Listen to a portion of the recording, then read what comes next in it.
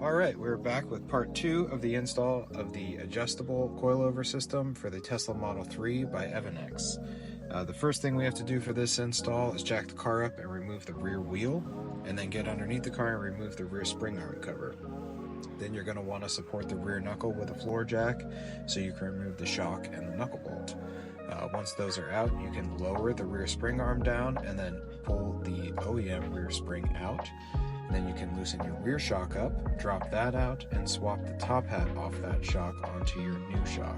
You probably will have to hold this with a pair of vice grips to keep the shock rod from spinning. Make sure that's torqued back on there nicely, and then throw your rear shock back in, bolt it back into the car, and then swap your OEM isolators onto your new spring setup, and then put everything back in the car.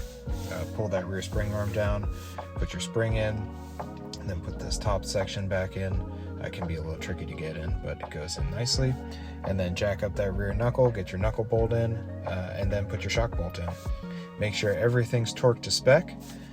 Put your rear wheel back on, torque that down to spec, lower the car down, and admire the new ride height that you have from the Evannex Adjustable Coilover system for the Tesla Model 3.